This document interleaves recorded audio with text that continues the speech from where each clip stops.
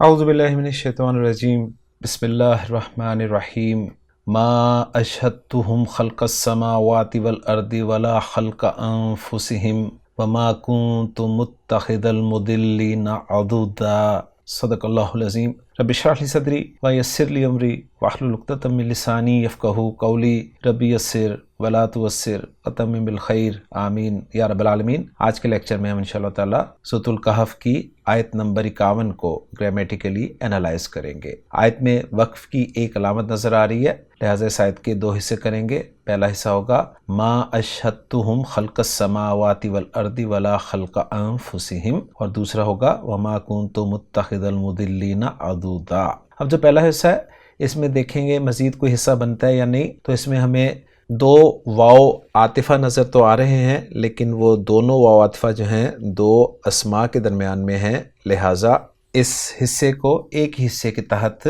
ذکر کیا جائے گا۔ تو پہلے کرتے ہیں جی اس حصے کے الفاظ پہ بات۔ اس حصے میں پہلا لفظ ما حرف ہے، اشہدتو فعل ہے، ہم اسم ہے، خلق اسم ہے، السماوات اسم ہے، واو حرف ہے، الارض اسم ہے، واو حرف ہے، لا حرف ہے، خلق اسم ہے، انفس اسم ہے، اور ہم اسم ہے۔ اب ان الفاظ پہ مزید تھوڑی سی بات کر لیتے ہیں۔ ما یہاں پر حرف نفی کے طور پہ استعمال ہوا ہے۔ ماضی کے ساتھ عام طور پر ما جو ہے وہ نفی کے لیے ہی آتا ہے۔ اگر ما کے بعد آپ کو الا نظر آئے تو وہ ما کنفرم طور پر نفی کے لیے ہوتا ہے، لیکن اگر الا نہ ہو تو پھر ما کو ترجمے میں رکھ کر دیکھا جاتا ہے۔ اشہدتو فعل ماضی ہے، فعل ماضی معروف ہے، واحد متکلم کا صیغہ ہے، شین ہا دال اس کے حروف مادہ ہیں۔ باب فعل سے استعمال ہوا ہے، اشہد یشہد اشہادن، معنی اس کے خان صاحب لکھ رہے ہیں کسی کو گواہ بنانا، اور آیت کا ریفرنس جو ہے سورۃ الاعراف کا دیا ہے۔ اشہدتو میں جو تو آپ کو نظر آ رہی ہے یہ ضمیر مرفوع متصل ہے، ہم ضمیر ہے، ضمیر منصوب متصل جمع مذکر غائب کی، خلق کا لفظ جو ہے یہ مصدر ہے، منصوب استعمال ہوا ہے یہاں پر، اور السماوات جمع مؤنث سالم مجرور منصوب ایسے ہی ہوتی ہے، یہاں پہ چونکہ مضاف الیہ کی جگہ پہ آ رہی ہے تو اسے ہم مجرور کہیں گے۔ السما کی یہ جمع ہے، اس کے بعد واو حرف عطف ہے، الارض زمین کے لیے لفظ استعمال ہوتا ہے، واحد ہے، مؤنث ہے، معرفہ ہے اور مجرور ہے۔ واو حرف ہے، لا یہاں پر زائد ہے، تاکید کے لیے استعمال ہوا ہے، کیونکہ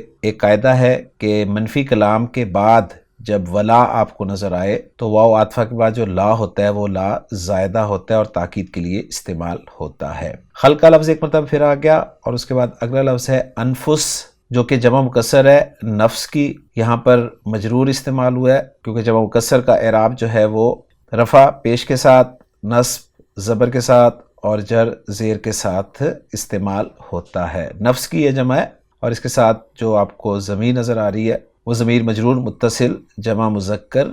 غائب کی ہے، اور یہ اصل میں ہم تھی، چونکہ پیچھے زیر ہے اس لیے ہم کو ہم لکھا اور پڑھا گیا۔ الفاظ پہ بات مکمل ہو گئی ہے، اب الفاظ کو جوڑ کر ہم جملہ بنانے کی کوشش کرتے ہیں۔ ما کو ہم نے حرف نفی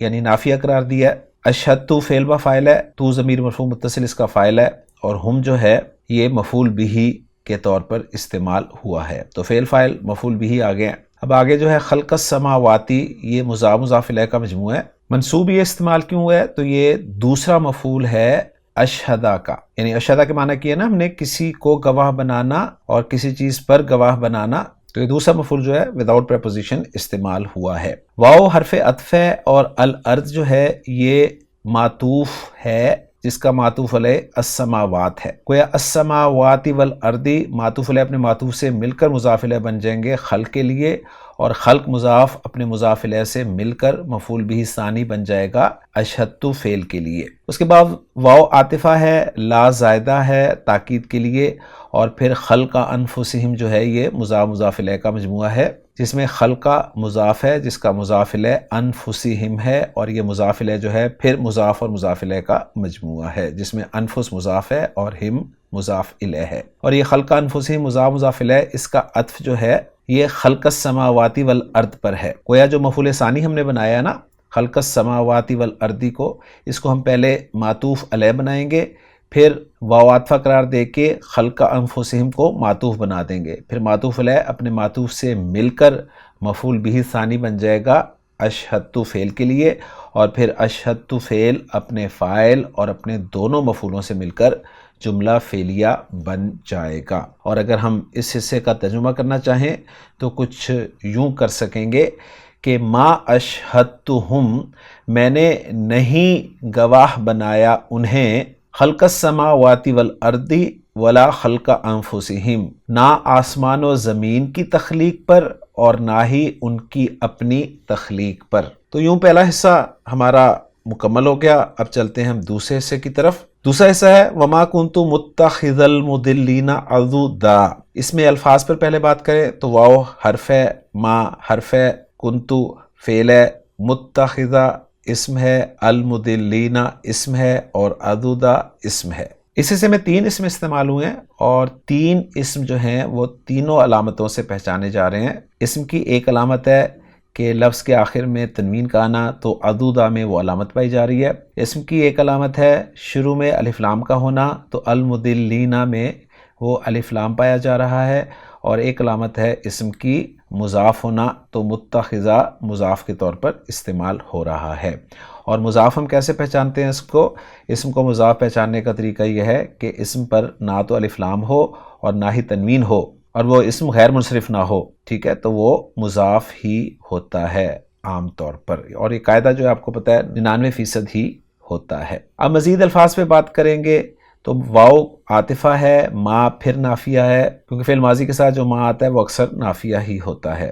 کنتو فعل ناقص ہے، فعل ماضی واحد متکلم کا صیغہ ہے، اور یہ جو تو آپ کو نظر آ رہا ہے اس میں وہ ضمیر مرفوع متصل واحد متکلم کی ہے۔ متخذہ یہ صیغہ صفت اسم الفاعل ہے، حمزہ خا اور ذال اس کے حروف مادہ ہیں، باب افتعال سے استعمال ہوتا ہے، اتخذا یتخذ اتخاذا، بنانا اس کا مفہوم ہوتا ہے اور 2 مفعول ڈیمانڈ کرتا ہے، کسی کو بنانا اور کچھ بنانا۔ تو ثلاثی مزید فی ابواب سے اسم الفاعل جو ہے وہ مضارع کے پہلے صیغے سے بنتا ہے، تو یتخذ پہلا صیغہ تھا، علامت مضارع ہٹا کر میم پیش والی لگائی جاتی ہے اور عین کلمہ کو زیر دی جاتی ہے اور لام کلمہ پر تنوین لگا دی جاتی ہے، تو لفظ بن جائے گا متخذن۔ تو متخذن سے منصوب متخذن، اور متخذن جب مضاف ہو کر آئے گا تو الف لام بھی نہیں ہوگا، تنوین بھی نہیں ہوگی، تو یہ بن گیا جی متخذہ، بنانے والا اس کے لفظی معنی ہوں گے۔ اس کے بعد آگے ہے المضلین۔ المضلین جو ہے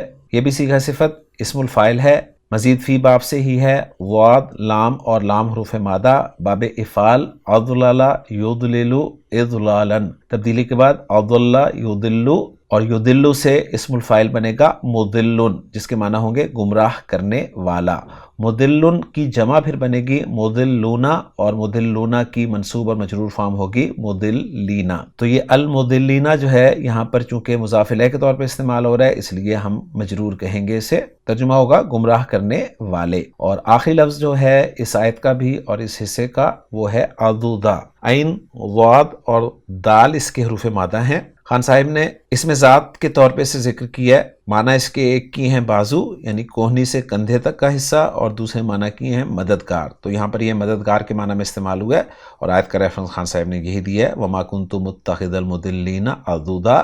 اور ترجمہ بھی آپ کے سامنے آ جائے گا اس حصے کا، اور میں نہیں تھا بنانے والا گمراہ کرنے والوں کو مددگار۔ الفاظ پہ بات کرنے کے بعد اب ہم الفاظ کو جوڑ کر جملہ بناتے ہیں جی۔ واو عاطفہ، ما نافیہ، کنتو فعل ناقص اور تو ضمیر مرفوع متصل اس کا اسم ہے، اور کانا کی خبر ہم جانتے ہیں، یعنی فعل ناقص کی خبر جو ہے وہ منصوب ہوتی ہے، لہٰذا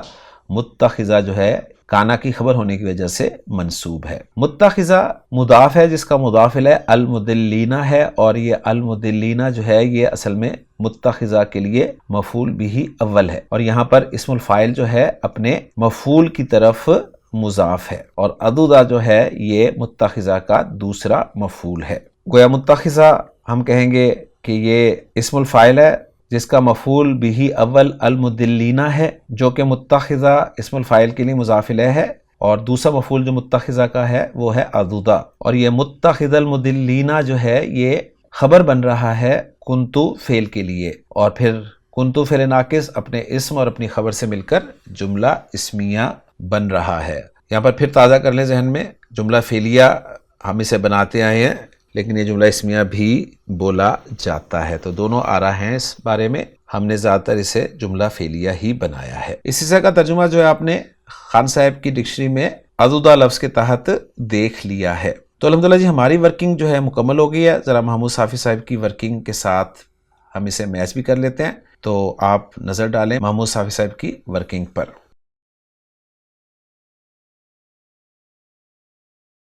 اس کے بعد دو جملے بن رہے ہیں، ان دونوں جملوں کا اعراب بھی چیک کر لیں۔ پہلے جملے کو انہوں نے لا محل لا استئنافیہ بنایا اور دوسرے جملے کو انہوں نے لا محل لا معطوف علی جملۃ الاستئناف قرار دیا ہے۔ اب رہ گیا جی اس آیت کا ترجمہ، تو اس آیت کا ترجمہ کچھ یوں کیا گیا ہے، ما اشہدتہم خلق السماوات والارض، میں نے انہیں نہ آسمانوں اور زمین کے پیدا کرنے میں حاضر کیا، ولا خلق انفسہم، اور نہ خود ان کے پیدا کرنے میں، وما کنت متخذ المضلین عضدا، اور نہ ہی میں گمراہ کرنے والوں کو بازو بنانے والا تھا۔ یہاں پر المضلین جو ہے اس پہ الف لام جو ہے عہد کا ہے، اور مراد شیطان اور اس کی اولاد ہے، جس کا ذکر پچھلی آیت میں آپ نے دیکھا ہے۔ تو الحمدللہ جی آج کے لیکچر میں سورۃ الکہف کی آیت نمبر 51 بھی گرامیٹیکلی انالائز ہو گئی ہے۔ انشاءاللہ تعالی اگلے لیکچر میں